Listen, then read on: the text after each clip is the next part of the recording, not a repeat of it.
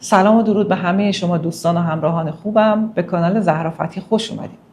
سالها بود که من هم مثل خیلی از شماها که به سن میانسالی رسیدید و تجربه دردناک گرفتگی ساق پا رو تجربه کردید، من هم این تجربه رو داشتم و به قدری این تجربه دردناک بود، وحشتناک بود که امکان هر حرکتی رو از من میگرفت و این اتفاق بیشتر هم در نیمه شب‌ها میفته، مخصوصا طرف‌های صبح و در زمانی که کشش عضلات میخواد صورت بگیره.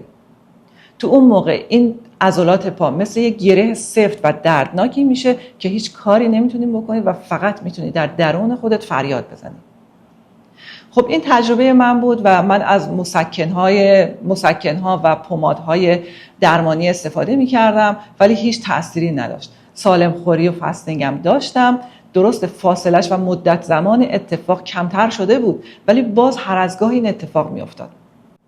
دلیلش هم نمیدونستم ولی وقتی که رفتم دلیلش رو پیدا کردم، راهکاراش رو پیدا کردم، الان حدود 3 سالی هست که من به هیچ عنوان حتی یک بار هم دچار گرفتگی عضلات ساق پا نشدم.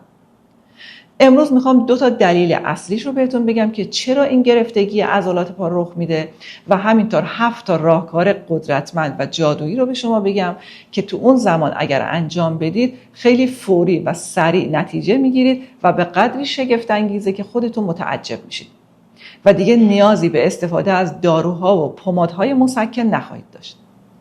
اولین راهکار کشش انگشتان پا هست که باعث تسکین فوری میشه. حالا چرا این کشش انگشتان اینقدر تاثیرگذاره؟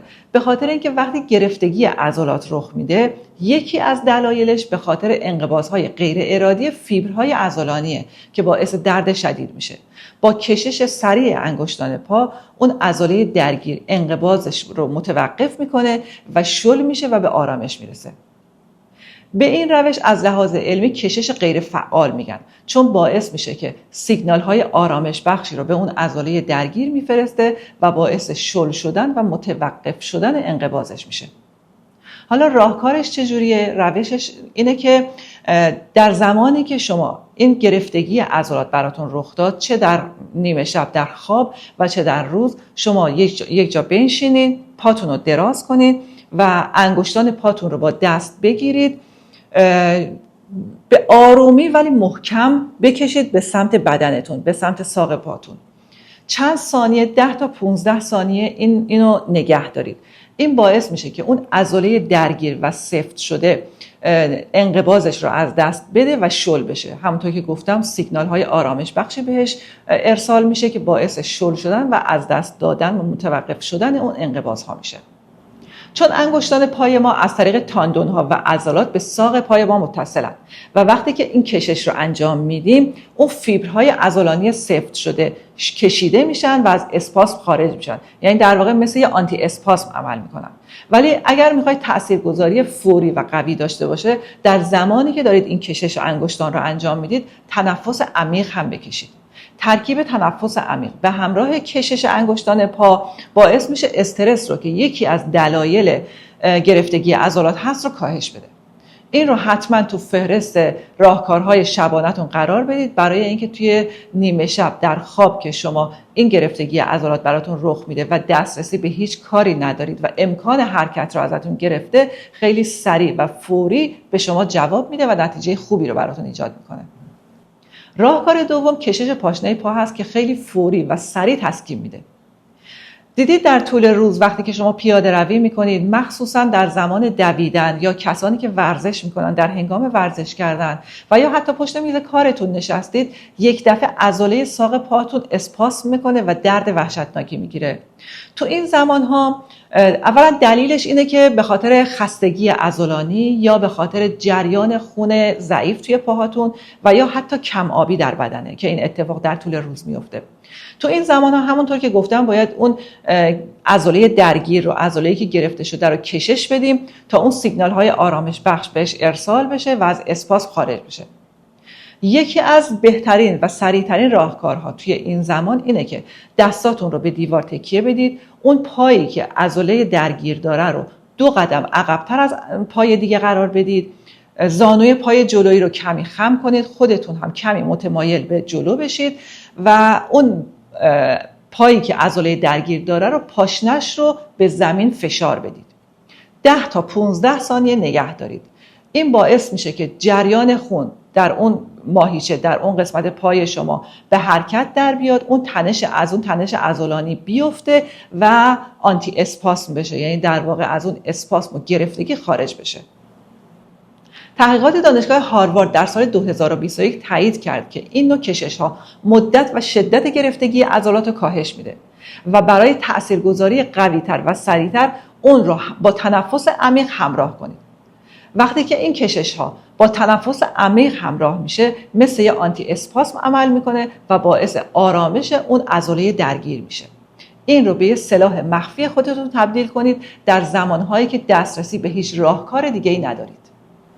راهکار بعدی خوردن یه قاشق خردله. در زمانهایی که گرفتگی عضلانی رخ میده، حالا ممکنه این گرفتگی عضلانی فقط تو ساق پا نباشه، ممکنه تو کتف باشه، ممکنه تو دست‌ها باشه، ممکنه توی کمر باشه.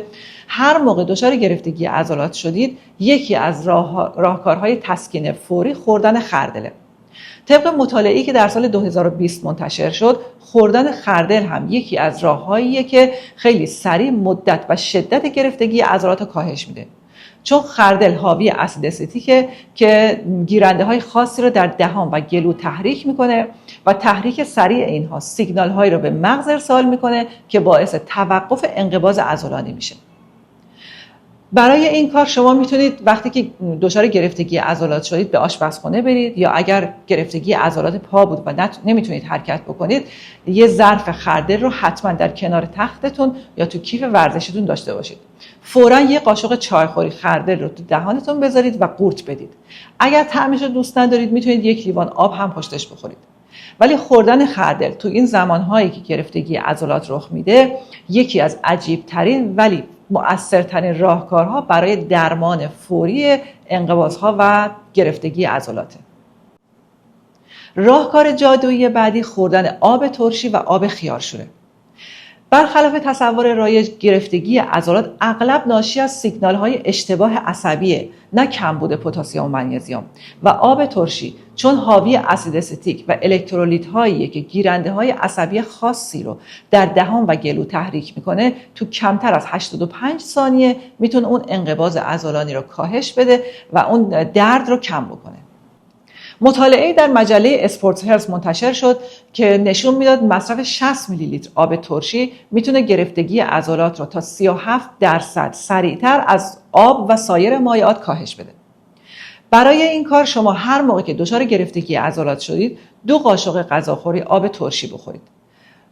کمتر از 1 دقیقه تأثیرش رو میذاره. ولی اگر گرفتگی عضلات خیلی شدیدتر بود، 5 دقیقه بعد 3-4 دقیقه بعد دوباره یکم دیگه آب ترشی بخورید و سعی کنید که آب ترشی رو توی بطری توی یخچال داشته باشید و هر موقع که دچار گرفتگی عضلات شدید مصرفش بکنید.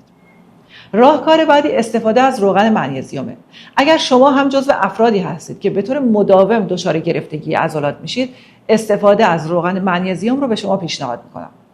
طبق تحقیقات روغن منیزیم بلافاصله از پوست جذب میشه و به آرامش عضلات و کاهش گیرنده های عصبی عضلات کمک میکنه و باعث تسکین فوری اونها میشه. هر شب قبل از خواب، اگر توی خواب بیشتر این اتفاق میفته، قبل از خواب، اگر در حین ورزش و یا دویدن این اتفاق میفته، قبل از ورزش و دویدن این کارو بکنید. روغن منیزیم رو به اون عضله‌ای که احتمال میدید که ممکنه گرفته بشه، عضله ساق پا، عضله کتف یا عضله کمر، ماساژ بدید قبل از خواب، قبل از ورزش، قبل از دویدن تا احتمال گرفتگی عضلات کاهش پیدا بکنه. یکی از راهکارهای فوری که میتونه دائمی تاثیر بذاره و اون مواد معدنی که باعث جلوگیری از گرفتگی عضلات شما میشن رو به بدن شما برسونه، بهش ترکیب طلایی میگن. شما فکر میکنید تغذیه میتونه روی گرفتگی عضلات تاثیر بذاره؟ قطعاً بله میتونه بذاره، چون یکی دیگه از دلایل گرفتگی عضلات کمبود الکترولیت هایی مثل پتاسیم و منیزیم. این 2 ماده معدنی به تنظیم عملکرد صحیح عصبی و عضلانی ما کمک میکنن و از انقباض‌های ناگهانی و دردناک جلوگیری میکنن. این ترکیب طلایی شامل موز، آووکادو و آب نارگیله. چون موز سرشار از پتاسیم، آووکادو سرشار از یه منبع عالی از منیزیم و آب نارگیل هم حاوی پتاسیم، منیزیم و سدیمه. ترکیب اینها اون مواد معدنی که جلوگیری میکنه از گرفتگی عضلات رو به بدن شما میده. شما نیاز دارید به 1 دونه موز، نصف آووکادو و 1 لیوان آب نارگیل. اینها رو با هم میکس کنید و قبل از خواب، قبل از ورزش و حتی بعد از ورزش بنوشید. این ترکیب طلایی میتونه به صورت دائم جلوی گرفتگی عضلات پای شما و حتی بدن شما رو بگیره. و اما آخرین ولی قدرتمندترین راهکار برای گرفتگی عضلات استفاده از نمک دریا و آب گرمه. چون نمک دریا سرشار از سدیم، پتاسیم و منیزیمه که به تعادل الکترولیتی بدن کمک میکنه و از گرفتگی عضلات و انقباض عضلات جلوگیری میکنه.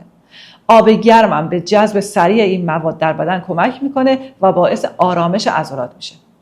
هر موقع که دچار گرفتگی عضلات شدید، 1/4 قاشق چای خورید نمک رو توی 1 لیوان آب گرم بریزید، هم بزنید تا حل بشه و بنوشید. یکی از سریعترین و تاثیرگذارترین درمان ها برای گرفتگی عضلات که میتونید امتحان بکنید. حتی اگر فقط همین رو امتحان بکنید میتونه تاثیر فوق العاده زیاد و دائمی توی تسکین گرفتگی عضلات شما داشته باشه. و حالا تو جمع‌بندی این ویدیو که کدومی که از این روش ها تاثیرگذارتر و قوی تره بستگی داره به اینکه کدومی که از اینها به شما جواب فوری میده.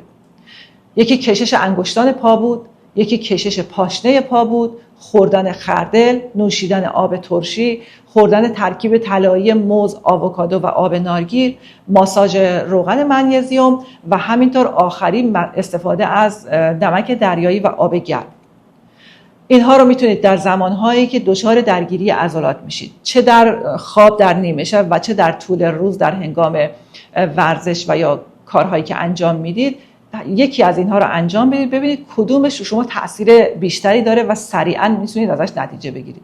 تجربه هاتون رو توی این ویدیو بنویسید، توی دیسکریپشن بنویسید. هم من هم دوستان دیگه استفاده میکنیم و به نتایج خوبی میرسیم. امیدوارم همیشه سالم، سلامت، شاد و پربرکت باشه زندگیتون. روز و شب خوبی داشته باشین. خدا نگهدار همتون.